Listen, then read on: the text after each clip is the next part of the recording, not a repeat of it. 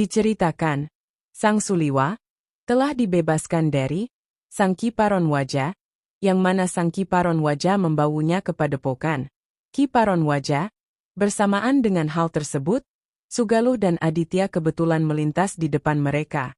Ia pun Sugaluh terkejut melihat akan Suliwa berada di padepokan Kiparon Waja, sehingga ia pun tidak gegabah melihat akan yang demikian itu, dan Sang Kalyana Tantri keluar dari padepokan tersebut, sehingga Sang Kalyana Tantri memeluknya, Sang Suliwa, sehingga ia pun panas melihat hal yang demikian itu.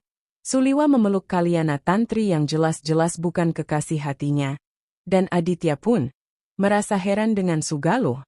Mengapa ia cemburu dengannya, dan Sang Sugaluh pun marah-marah sambil mengeluarkan api cemburunya terhadap Aditya. Aditya pun menenangkannya dan lagi Kalyana Tantri itu siapanya juga. Mereka terus-menerus melihat kemesraan dari Suliwa dan Kalyana Tantri ditambah lagi anak dari Kiparon Waja yang cantik jelita bat bidadari surga yang saya. Juga apabila melihatnya, menjadi lebih menarik dan tidak keluar rumah untuk melihat wanita lain. Si Aditya pun menenangkannya dengan berkata, ayo kita mencari penginapan terlebih dahulu, dan Galuh Parwati pun setuju untuk mencari penginapan yang ada di sekitar desa tersebut. Kemudian Suliwa dan Dewi Kalyana Tantri pun disuruh masuk oleh Sang Kiparon Waja, ketua padepokan tersebut.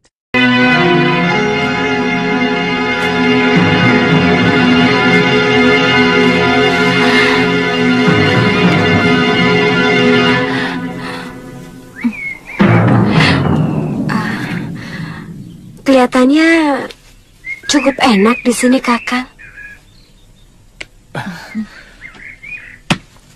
Aku tidak mau terikat perkumpulan apapun.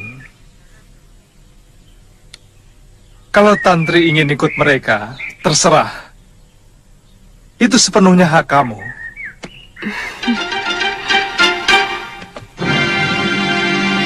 Silakan masuk, Suliwa. Dan kamu Tantri, kalian adalah tamuku.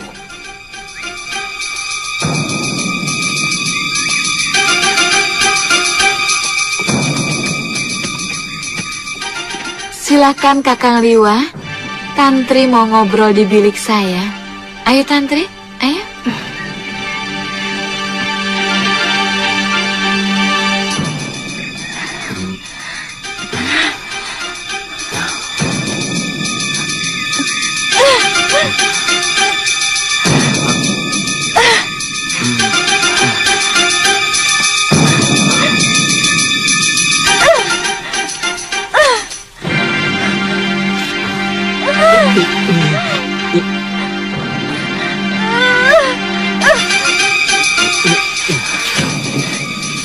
Galuh.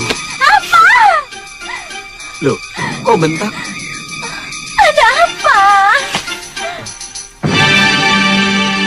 Sebaiknya kita pergi dari sini, loh. Ayo. Iya, sebaiknya kita cari tempat menginap di desa ini.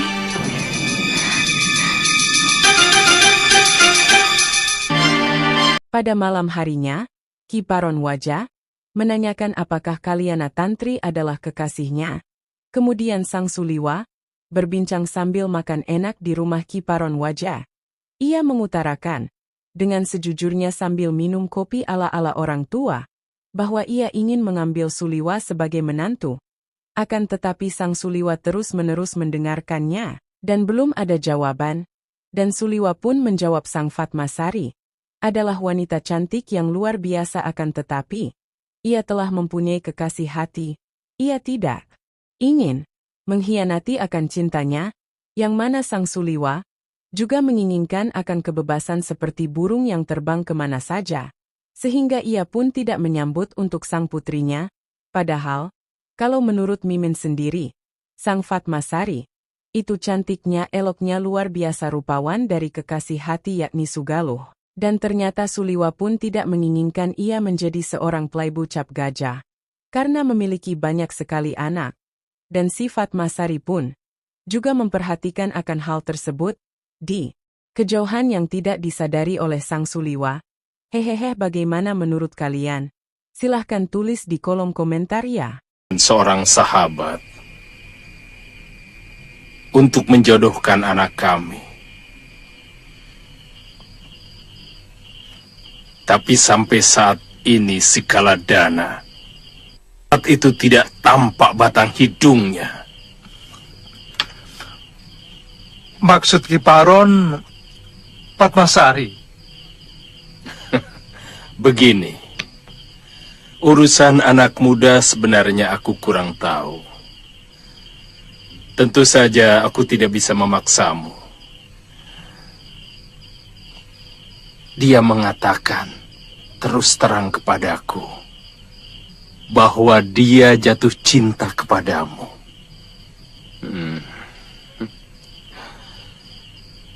Mungkin bagimu aneh. Sebenarnya yang saya inginkan supaya kamu yang menjadi pewaris perguruan ini.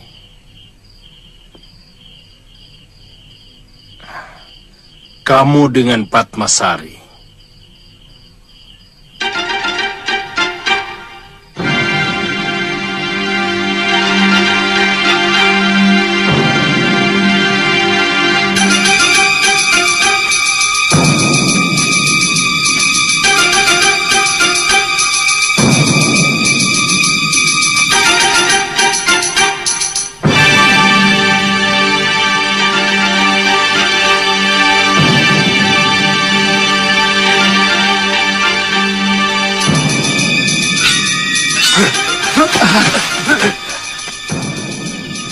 Di saat bersamaan saat Suliwa dan Ki Paron Wajah, saat makan, ada seseorang yang datang.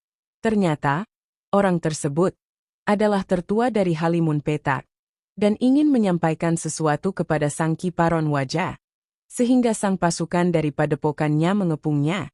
Dan setelah tahu akan tujuannya, sang murid tersebut melaporkan dan mengganggu makan malam mereka berdua. Setelah mendengar penjelasan sang murid, Suliwa pun terkejut dan ini adalah momen yang pas untuk mengetahui apa yang telah terjadi di dalam perguruan Halimun Petak. Dan begitu ia masuk ke dalam tempat makan-makan, sang utusan itu pun menyampaikan bahwa sahabat dari Ki Paron Wajah telah mati dan digantikan oleh seorang wanita, yang mana wanita itu adalah yang sedang dicari oleh Suliwa, yakni seorang yang sangat berambisi menghabisi sang gurunya, yakni adalah sang Empu Mahashura. Ia pun sangat-sangatlah terkejut mendengar penjelasan sang utusan dari Halimun Petak. Akan tetapi ia mencoba untuk tenang dan nyaman, agar tidak ada kecurigaan pada dirinya bahwa ia adalah salah satu murid Empu Mahashura.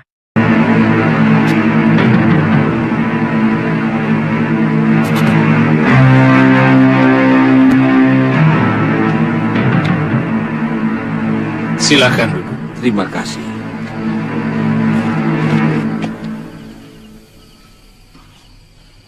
Saya Udarana Ki Paron, murid tertua dari Guru Ranggasuli. Iya, aku pernah melihat kamu di padepokan. Bagaimana kabar Ranggasuli? Untuk itulah saya datang kemari, Ki Paron. Guru Ranggasuli telah meninggal.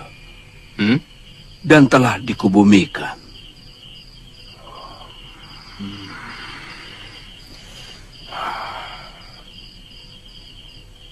Padahal dia lebih muda dariku. Kasihan. Siapa yang menjadi penggantinya? Katakan pada dia supaya datang kemari untuk mempermudah tali persahabatan. Sebenarnya Guru Ranggasuli telah menyerahkan tongkat cenana hitam kepada Paman Guru Yatindra. Tapi terjadi perebutan kekuasaan. Dan putri bungsu dari Ranggasuli telah merebutnya. Siapa namanya? Nila Saroya.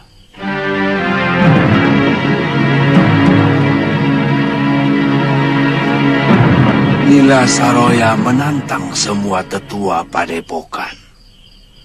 Dan ternyata berhasil mengalahkan kami. Paman Guru Yatindra tidak mau ada perang saudara sesama anggota perguruan. Maka beliau menyerahkan tongkat cendana hitam kepada Nila dan meninggalkan Halimun Petak. Saya jadi ragu. Persahabatan antara Gunung Kencana dengan Halimun Petak bisa dilestarikan.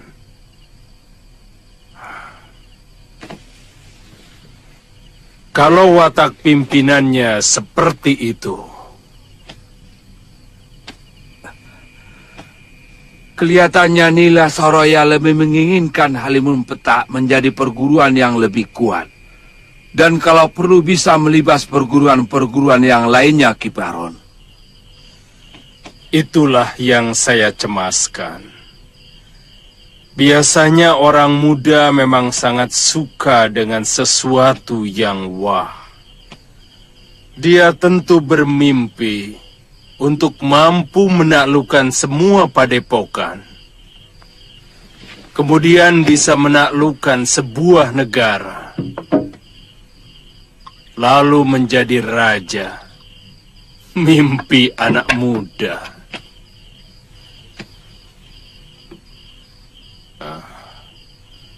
Lalu kemana para tetua perguruanmu sekarang ini?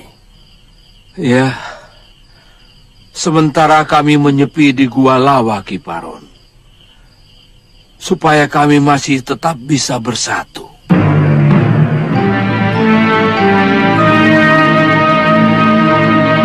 Di tempat lain, Sang Galuh Parwati sedang cemburu dan mengeluarkan akan amarahnya kepada Suliwa, dan dia berbincang pada Aditya. Ia marah-marah melihat Suliwa dan Galiana Tantri melihatnya sedang berpelukan bedei tengah umum, dan Sang Suliwa pun tidak mengetahui akan hal tersebut, dan ia pun mengutarakan akan keinginannya untuk kembali ke Padepokan Sugaluh sehingga ia bisa melupakan Suliwa, sang kekasih hatinya, dan Sang Aditya berbicara dalam hatinya, bahwasanya Sang Galuh Parwati mencintai akan Suliwa dan tidak ada harapan baginya untuk mencintai akan Sugaluh wanita pertama yang ditemuinya sesudah ibunya sendiri, dan tidak bisa untuk mengungkapkan akan isi hatinya untuk bersamanya. Sementara itu, Sang Galayana Tantri asik mandi bersama Suliwa. Wah, tak bahaya tak? Ia pun menjelaskan kepada Suliwa bahwasanya Sang Dewi Fatmasari adalah wanita yang cantik, tidak galak dan lain sebagainya, sehingga Sang Suliwa pun menyemburkan akan air dan tertawalah mereka bersamaan. Bak kekasih yang sedang mandi.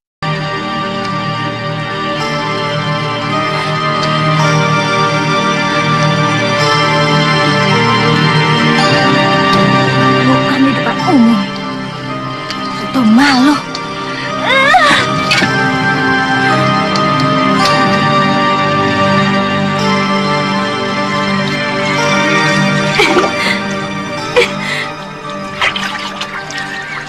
Tapi Nini Padmasari cantik kan, Kakang? Kamu ini bikin masalah saja, Tantri. Tugasku belum selesai. Guru dan Nyai Guru belum saya temukan jejaknya. Kamu tahu apa yang diinginkan Paron Raja?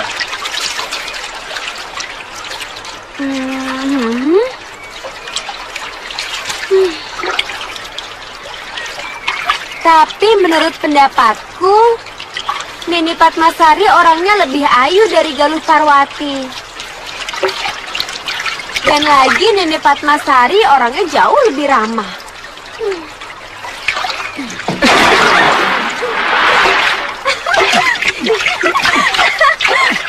Aduh, Tantri, tunggu. Kamu perlu tahu, kalau aku kawin dengan Padmasari, artinya aku harus menetap di sini. Karena Paron Raja mau menyerahkan perguruan Gunung Kencana ini kepadaku. Itu tawaran yang luar biasa, Kakang. Kok malah bingung? Semua orang ingin jadi pemimpin. Bahkan ada yang melakukan cara-cara yang tidak baik untuk mendapatkan kedudukan itu. Oh, begitu. Oh iya, begitu.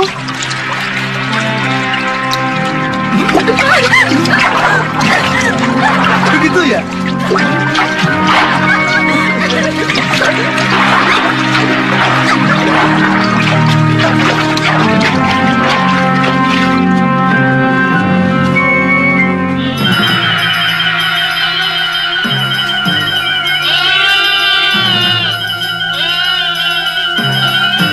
Permisi. Iya.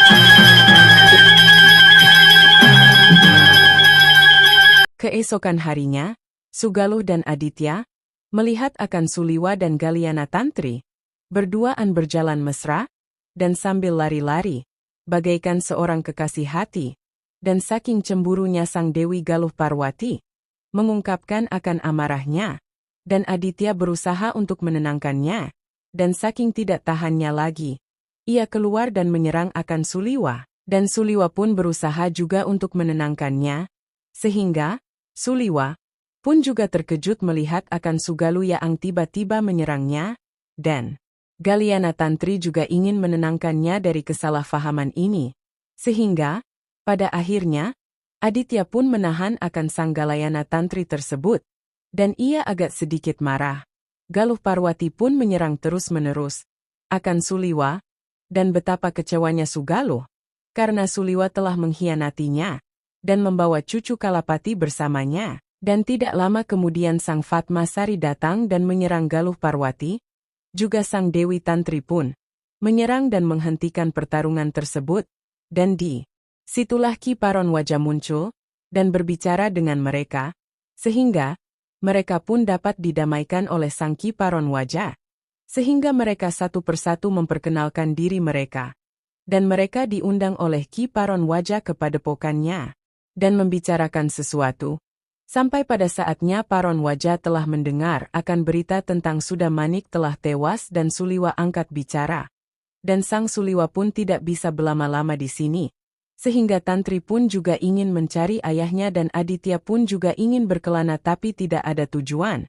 Sehingga ia pun ingin menemani perjalanan Dewi Tantri, dan putrinya Ki Paron Wajah pun menangis.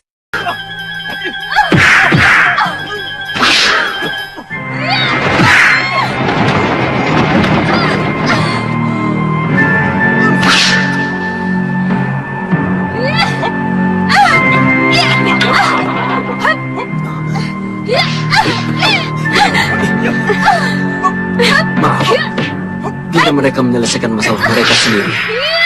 Siapa kamu? Aku kenal mereka, dan aku harus menyelesaikan pertengkaran itu. Hei, tunggu, sabar.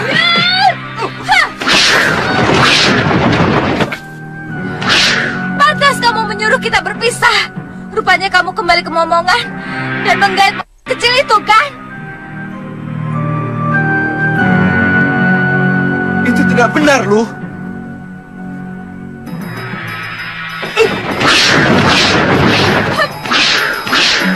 Buktinya dia bersama kamu dan berani mencubit-cubit perut kamu.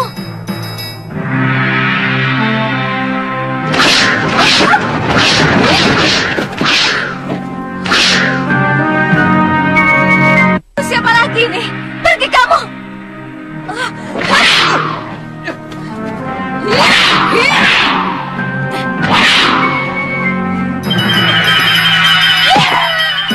Galuh, jangan Galuh. Galuh, hentikan.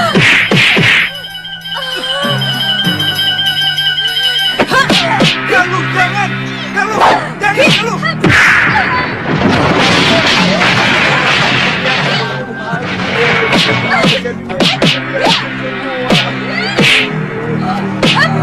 Jamil, Kak. Iya, baik. Aduh. Sakit, aduh.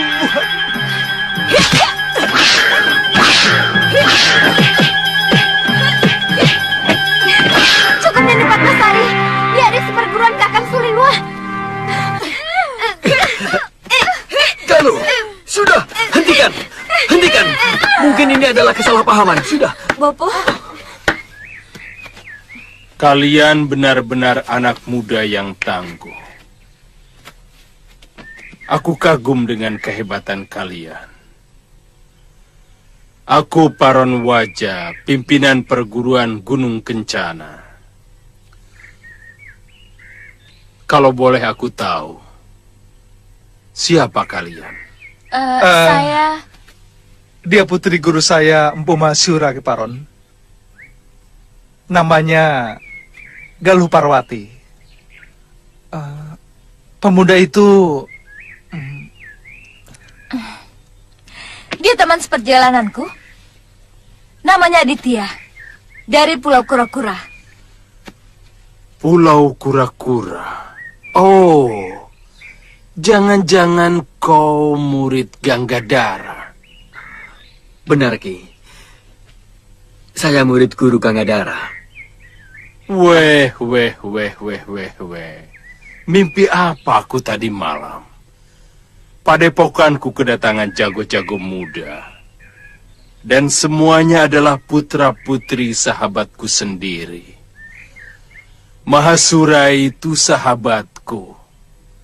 Dan Ganggadara juga teman akrabku. Ayo, kalian semua ku undang ke padepokanku.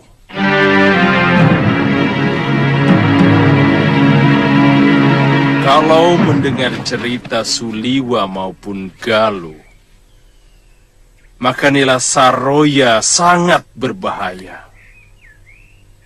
Saya yakin kematian Sudamani juga ada hubungannya dengan dia.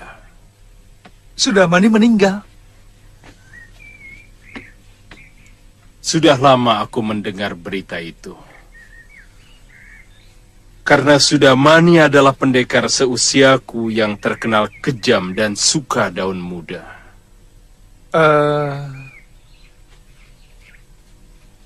Kalau begitu, mungkin saya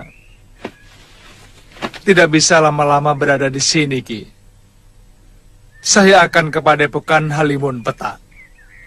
Bagaimanapun, saya punya tanggung jawab untuk merebut kembali kitab pusaka dan semua senjata pusaka milik Padepokan Sugaluh.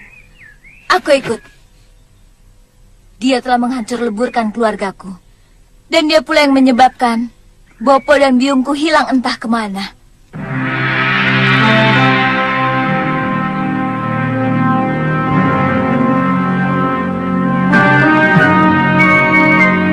Bagaimana dengan Aditya dan Kalyana Tantri?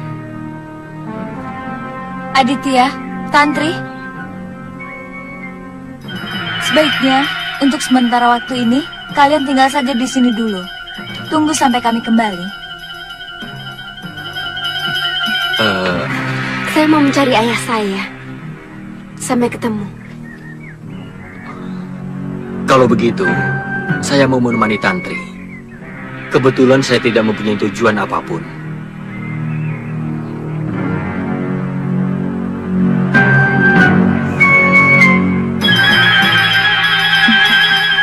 Kedua pemuda ini sama-sama pernah singgah di hatiku. Sekarang, aku dihadapkan di antara dua pilihan.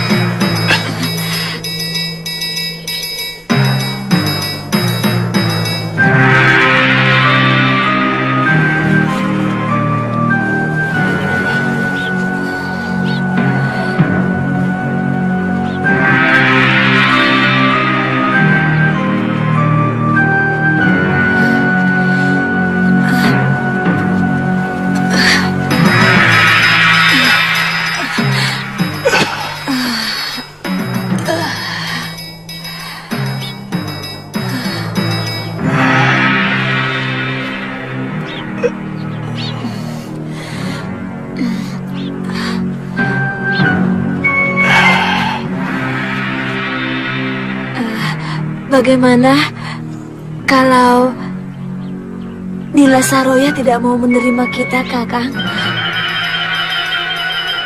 Kita coba menyentuh perasaannya. Setidak-tidaknya dia tahu bahwa kita pun pernah dianiaya oleh Sedemani. Mudah-mudahan sama nasib kita bisa menyentuh perasaannya.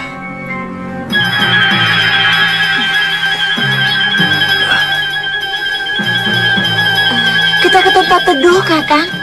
Ayo.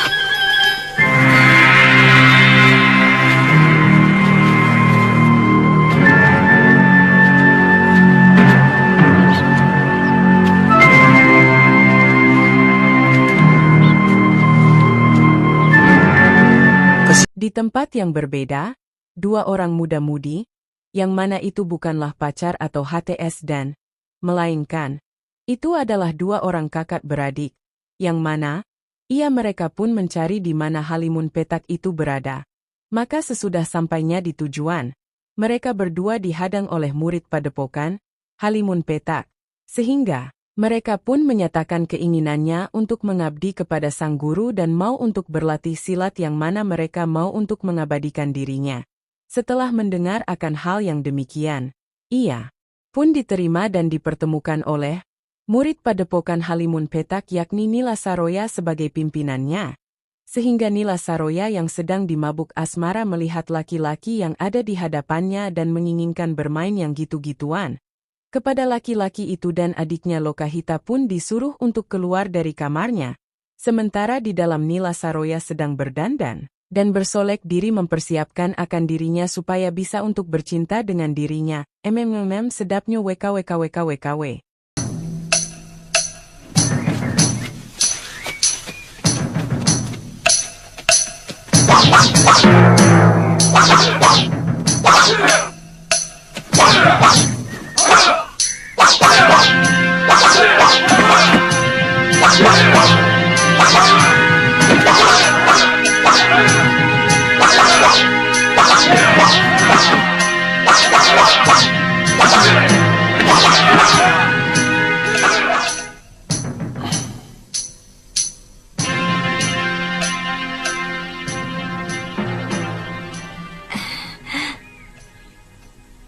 Sebagai putra-putri Kaladana, aku sangat yakin kalian pasti mempunyai ilmu kanuragan yang cukup. Tapi karena kalian menyatakan ingin mengabdi di sini, tentu saja aku tidak bisa menolak. Terima kasih, Nini.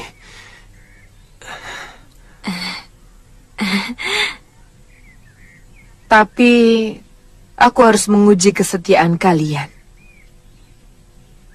Kamu?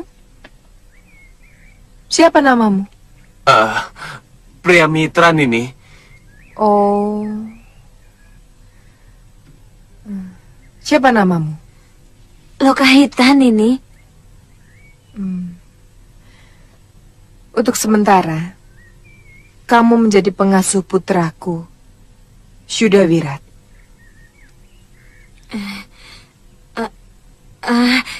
Iya, Nini.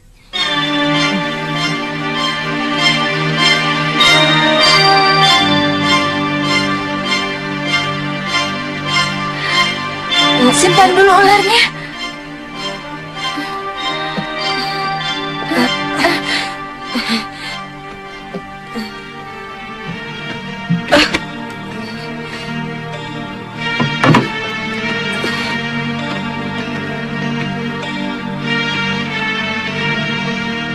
Dan kamu menjadi pelayanku, mau?